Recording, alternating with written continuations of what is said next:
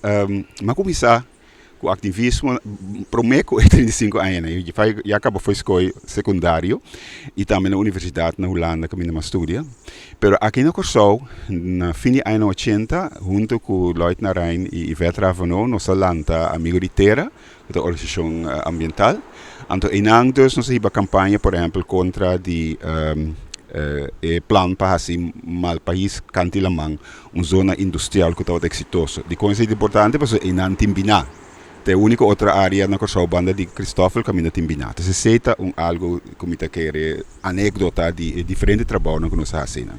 Também diz para ele sa, nós fazemos caminhada cantilamang até nós a mesa dune caminhada é na norte, banda de Cristóforo Park, e number caminhada de Sete Boca.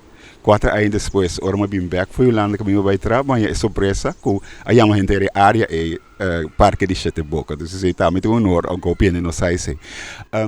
Fast forward na ayanang começamento de siglo aqui, tá tem inteiro assunto de aeroporto, caminho da tá tem problema de boliteiro não, não tá com bolita.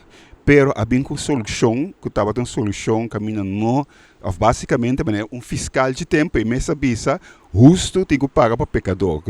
A sociedade está hopi centenares, milhares de gente inocente a queda perjudicar na rato, diz para motivo de não cara ou não background, caminho não para prova quando não estava a carga bolita, a maioria não estava a carga bolita, não se convencido de a kita na nang of nang no pora bula na no pora subi avião.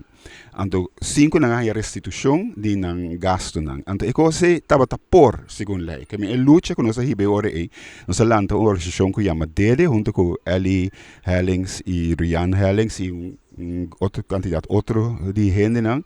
Nós lanta grupo para hiba ação contra se e nós bem com ação no aeroporto. Nós slide no aeroporto bom legalmente nossa cultura compra ticket dan para Bonaire para diferente dia, vai sim, espera nós sim subir avião, vai sim do aeroporto, anda sim turf, 4 nang kuta 30 den e câmara de inspeção, resultado kuta certo grupo de jovens eu com o escuro, quizás com dread, etc. 90% de nanta cai de categoria e quando nossa prova kuta tem discriminação. Lamentavelmente que toda ação agressiva é diferente aí nang e tempo e nunca não havia uma encuesta parlamentar que estava nos meta contra a coisa aqui.